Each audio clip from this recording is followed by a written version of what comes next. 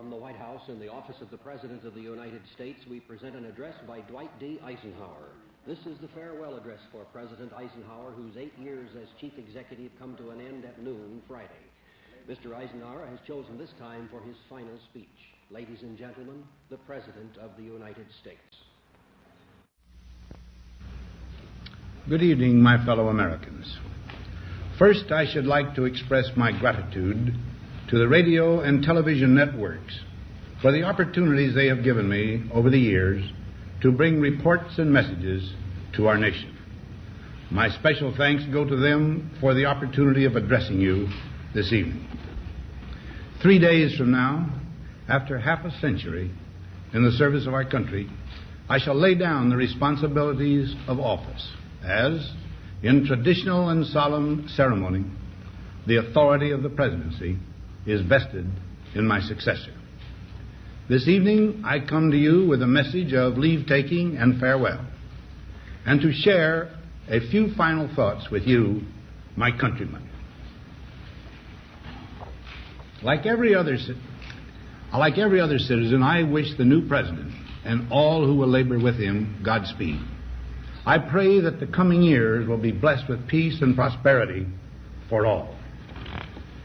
Our people expect their president and the Congress to find essential agreement on issues of great moment, the wise resolution of which will better shape the future of the nation.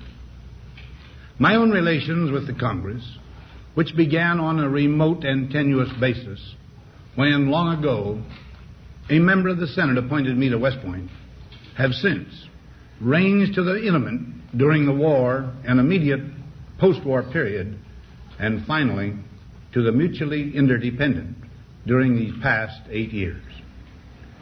In this final relationship, the Congress and the administration have, on most vital issues, cooperated well to serve the nation good rather than mere partisanship, and so have assured that the business of the nation should go forward.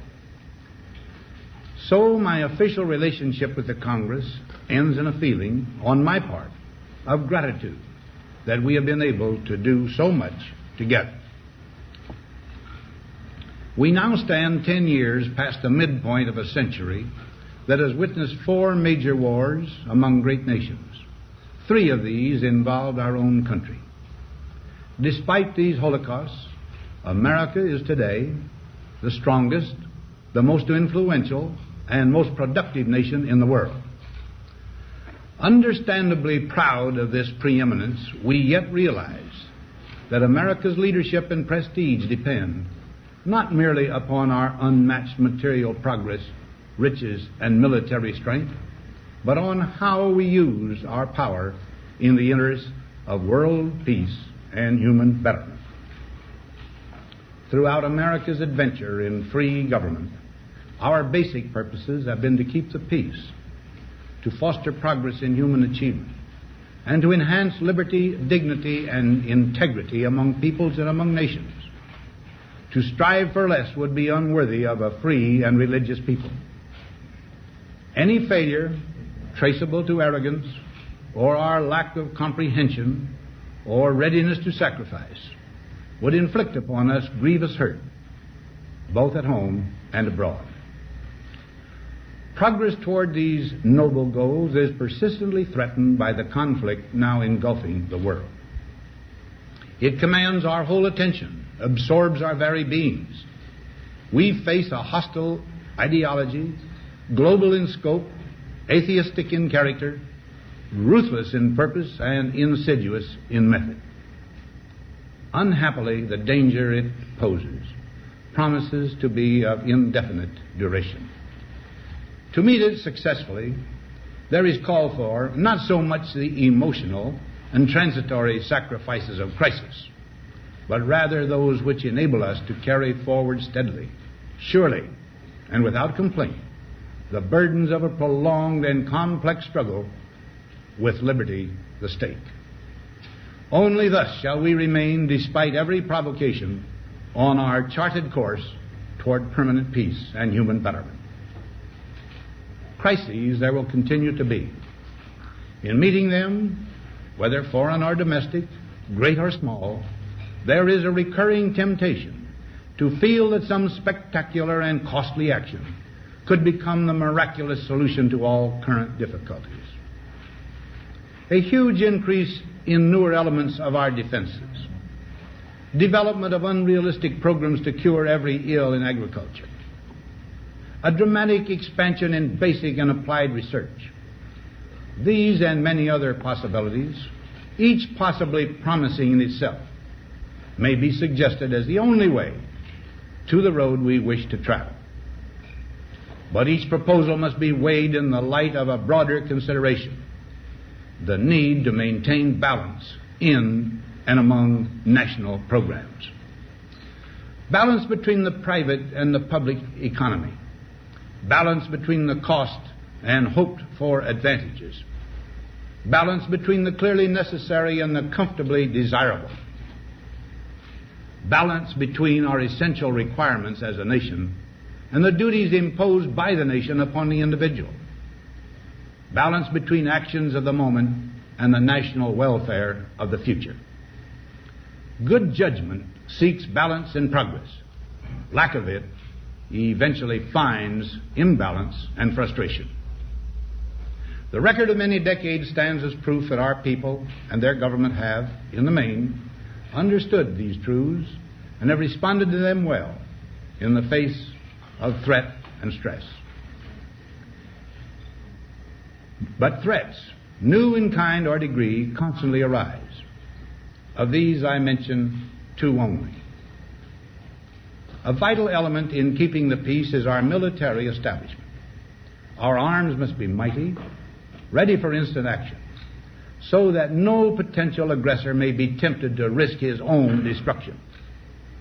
Our military organization today bears little relation to that known of any of my predecessors in peacetime, or indeed by the fighting men of World War II or Korea. Until the latest of our world conflicts, the United States had no armaments industry. American makers of plowshares could, with time and as required, make swords as well. But we can no longer risk emergency improvisation of national defense.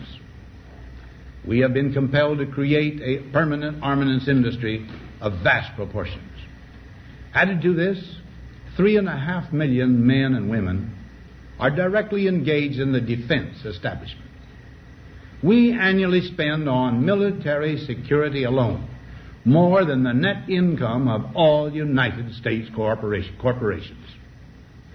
Now, this conjunction of an immense military establishment and a large arms industry is new in the American experience. The total influence, economic, political, even spiritual, is felt in every city, every state house, every office of the federal government. We recognize the imperative need for this development, yet we must not fail to comprehend its grave implications. Our toil, resources, and livelihood are all involved. So is the very structure of our society. In the councils of government, we must guard against the acquisition of unwarranted influence, whether sought or unsought, by the military-industrial complex. The potential for the disastrous rise of misplaced power exists and will persist. We must never let the weight of this combination endanger our liberties or democratic processes. We should take nothing for granted. Only an alert and knowledgeable citizenry can compel the proper meshing of the huge industrial and military machinery of defense with our peaceful methods and goals, so that security and liberty may prosper together. Akin to and largely responsible for the sweeping changes in our industrial military posture has been the technological revolution during recent decades. In this revolution, research has become central. It also becomes more formalized, complex, and costly. A steadily increasing share is conducted for, by, or at the direction of the federal government. Today, the solitary inventor, tinkering in his shop, has been overshadowed by task forces of scientists. in laboratories and testing fields. In the same fashion, the free university, historically the fountainhead of free ideas and scientific discovery, has experienced a revolution in the conduct of research. Partly because of the huge costs involved, a government contract becomes virtually a substitute for intellectual curiosity. For every old blackboard, there are now hundreds of new electronic computers. The prospect of domination of the nation's scholars by federal employment, project allocations, and the power of money is ever present and is gravely to be regarded. Yet in holding scientific research and discovery in respect, as we should, we must also be alert to the equal and opposite danger that public policy could itself become the captive of a scientific, technological elite. It is the task of statesmanship to mold, to balance, and to integrate these and other forces, new and old, within the principles of our democratic system, ever aiming toward the supreme goals of our free society. Another factor in maintaining balance involves the element of time. As we peer into society's future, we, you and I, and our government must avoid the impulse to live only for today, plundering for our own ease and convenience the precious resources of tomorrow. We cannot mortgage the material assets of our grandchildren without risking the loss also of their political and spiritual heritage.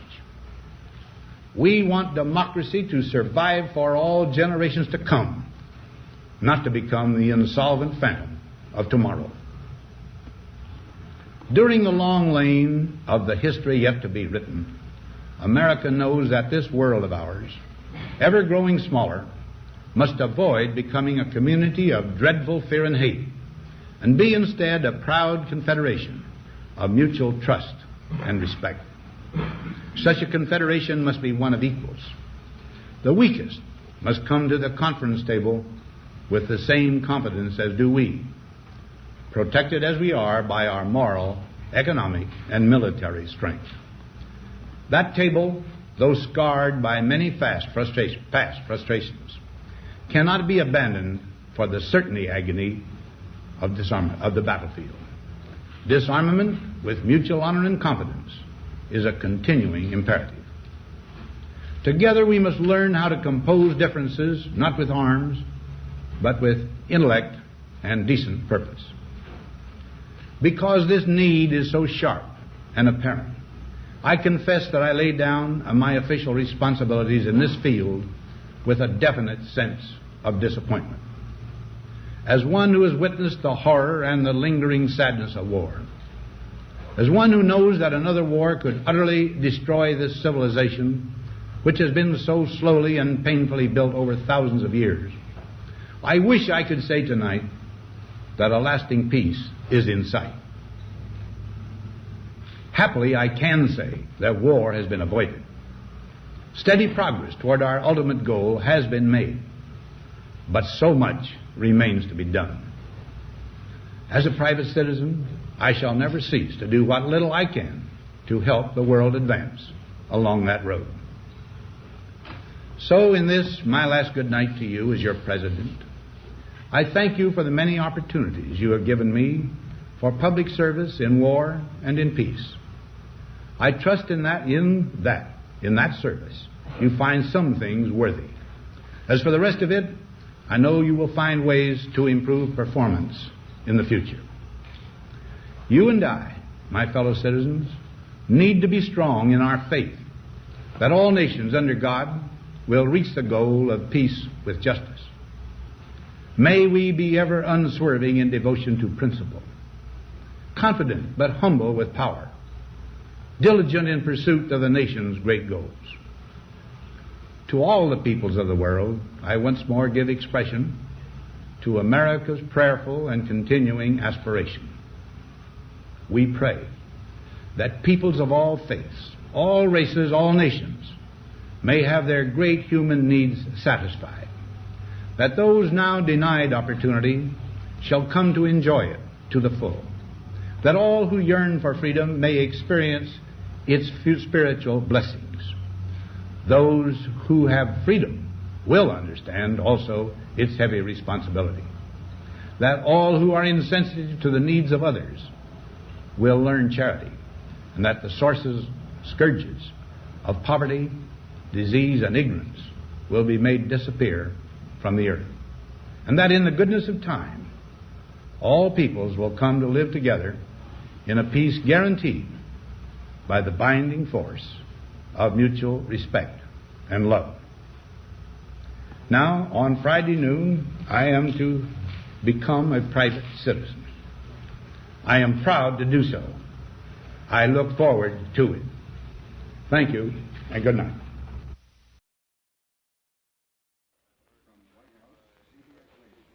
We have presented the farewell address by the President of the United States, Dwight D. Eisenhower, who spoke this evening from his office in the White House.